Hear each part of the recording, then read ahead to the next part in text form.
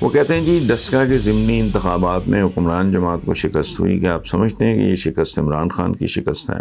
کیونکہ اس کے حوالے سے مریم نواز نے کہا ہے کہ جس کی سیاست کے خاتمے کا دعویٰ کیا جا رہا تھا اس نے لندن میں بیٹھ کے حکومت کو ہرا دیا. اور لندن میں بیٹھ کے نہیں ہرایا، لندن میں بیٹھ کے ہرا دیا. وہ اتنی دیر لگاتار 3 بار وزیر اعظم اس ملک اور خاص طور پہ پنجاب کی گردن پہ سوار ایک مسلسل خیر بینیفیشریز کا ایک چین ہے. چھوڑیں مریم نواز کے اس دعوے پہ آپ کیا کہیں گے؟ ڈسکا سے الیکشن ہارنے کے بعد عمران حکومت کی مشکلات میں اضافہ ہوگا اور دیگر حلقوں میں ہونے والے ضمنی انتخابات بھی حکومت ہار جائے گی. اخلاق صاحب، مجھے کچھ لوگوں کی حیرتوں پہ حیرت ہوتی ہے. یہ حلقہ نون لیگ کا گڑھ تھا جس میں پی ٹی آئی نے اتنا بڑا ڈینٹ ڈال دیا. حیران کن بات. اگر ایک لمحے کے لیے آپ امیجن کریں، اسیوم کریں کہ پی ٹی آئی نہیں ہے تو پیپلز پارٹی کو تو وہاں 100 ووٹ نہ ملتا. اتنا بڑا ڈینٹ ڈالا. اس پہ غور کریں، جو دراصل عوام کی طرف سے نون لیگ کے لیے بہت ہی سیریس قسم کی وارننگ ہے. حکومت ان کے دیے ہوئے زخم چاٹ رہی ہے، بہت پرانے ہیں. جو اقتصادی صورتحال یہ تباہ کر گئے ہیں، یہ دونوں سو کالڈ پولیٹیکل پارٹیز جو کر گئی ہیں اس ملک کے ساتھ، اس کا تاوان عمران دے رہا ہے. کل زیوم کریں کچھ چیزیں بہت اعلیٰ ڈائریکشن میں جا رہی ہیں، کبھی غور کریں. ٹھیک ہے، اگر وہ ٹرن اراؤنڈ کر سکا تو ذرا سوچیں صحیح کہ ان لوگوں کا مستقبل کیا ہے. تو مجھے سچی بات ہے نون لیگ کی فتح سے زیادہ پی ٹی آئی کے اتنے ووٹس پہ حیرت ہے. جہاں اور کسی پارٹی کا پریکٹیکلی وجود ہی نہیں رہ گیا تھا، وہاں پی ٹی آئی نے اتنی بری حکومتی پرفارمنس. لیکن اب فیکٹر ایک تو ان کا گڑھ، پھر حکومتی پرفارمنس، باقی فیکٹر سارے. تو یہ کوئی حیران کن بات نہیں ہے. اور اگر کہیں اور بھی ہو جائے ضمنی انتخابات میں، doesn't really make any difference. محمد عمار ہیں گوجرانوالہ سے، وہ کہہ رہے ہیں کہ جی آج پیپلز پارٹی نے پی ڈی ایم کے تمام عہدوں سے مستعفی ہونے کا اعلان کر دیا، جبکہ مریم نواز کا یہ دعویٰ ہے کہ حکومت کو گھر بھیجنے کے لیے اپوزیشن کی تمام جماعتیں آج بھی متفق ہیں، جبکہ پیپلز پارٹی کچھ اور ہی اعلان کر رہی ہے. اور اس ساری صورتحال کو کس نظر سے دیکھتے ہیں؟ دیکھیں عمار صاحب، مریم نواز صاحبہ کے تو اور بھی بہت سے دعوے ریکارڈ پہ موجود ہیں. ان کی کلئی کھل گئی، ایکسپوز ہو گئے سارے دعوے. تو یہ ویسے ہی بہت سے دعووں میں سے ایک دعویٰ ہے. اچھا، رہ گئی یہ بات کہ میں صورتحال کو کس نظر سے دیکھتا ہوں.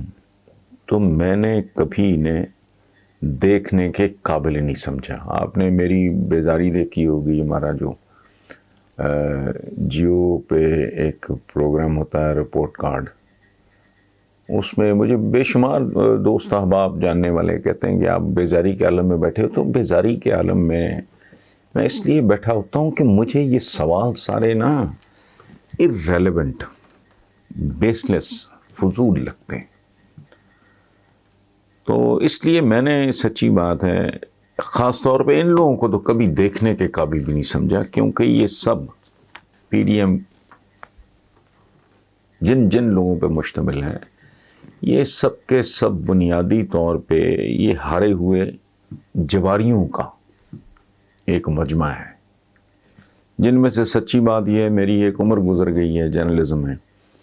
یہ سوائے 3-4 پارٹیز کے مجھے تو کسی کا نام بھی نہیں پتہ، نہ ان کی شکلیں مجھے پتہ ہیں.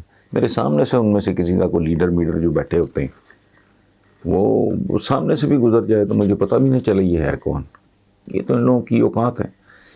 باقی یہ ڈے ون سے اتنی سمجھ ضرور ہونی چاہیے تھے. نون لیگ چونکہ ان کا خاص طرح کا ایک بیک گراؤنڈ ہے، یہ جتنے بھی یہ 100 سال بھی اقتدار میں رہ جائیں وہ ان میں وہ کلاس نہیں پیدا ہو سکتی وہ ڈیپتھ اور وہ وزڈم نہیں. یہ جو دنیا داری کی یہ چتر چلاکی ہیں نا، چیم چلاکی ہیں، وہ یہ کر سکتے ہیں، وہ یہ کرتے رہے ہیں، اب بھی کر رہے ہیں، آئندہ بھی کرتے رہیں گے.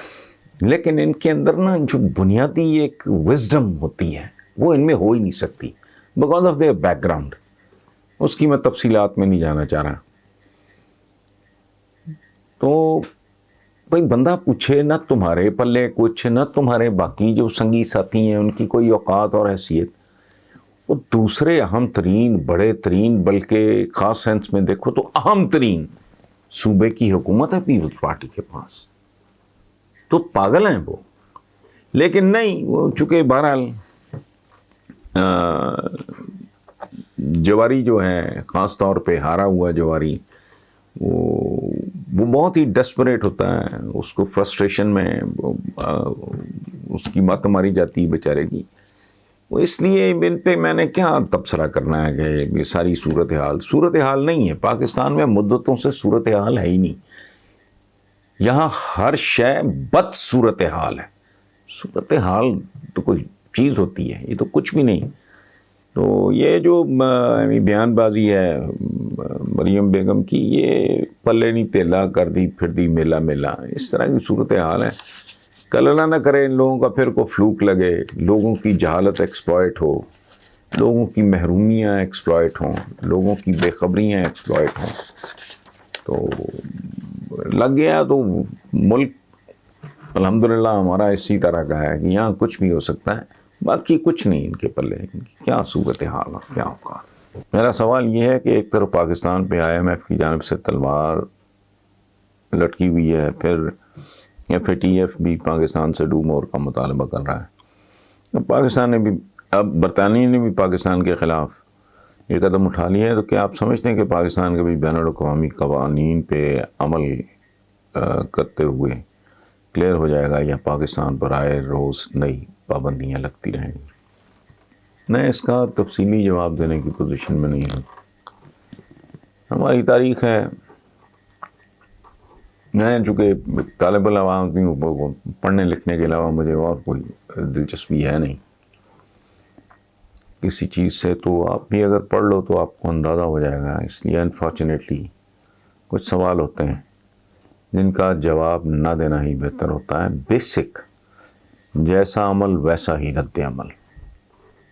ہمیں ایک زیادہ بالغ، زیادہ میچور، زیادہ متوازن، زیادہ سمجھدار، زیادہ گہرائی اور گہرائی والی قوم ہونے کا ثبوت دینا چاہیے، جو ہم نے کئی بار نہیں دیا. اور یہ جو ہم اپنے گریبانوں میں جھانکے بغیر اپنے ہر عیب پہ غیروں کی سازش کے پردے ڈالتے ہیں، یہ بہت غلط ہے. میں اگر اپنی کمزوریوں، کجیوں، بیماریوں کو ہی تسلیم نہیں کر رہا تو میں نے اس کا ٹریٹمنٹ خاک کرنا ہے. بر صغیر کے بارے میں بھی ایک عجیب و غریب، ایک احمقانہ اپروچ ہے.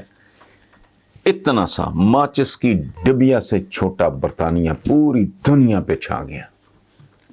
بر صغیر اس سے سینکڑوں گنا بڑا، آبادی بڑی فلانا، اور انہوں نے غلام بنا لیا. یار کو مذاق ہے.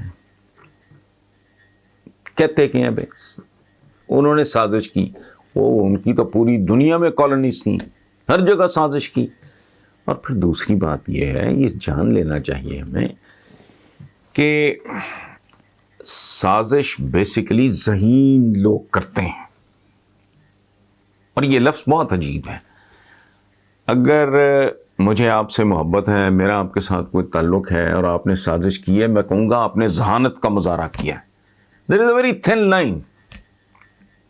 اگر آپ میرے حریف ہیں، میں ہوں گا آپ نے سازش کی ہے. There is a very very thin line. بہت ہی باریک لکیر ہے. بھائی ذہانت وہ کہاں سے اٹھ کے آئے؟ اتنا سا ملک، یہ سمندروں کی ایک تاریخ ہے. ویسٹ جو پوری دنیا پہ حاوی ہو گیا، آپ کو اندازہ ہے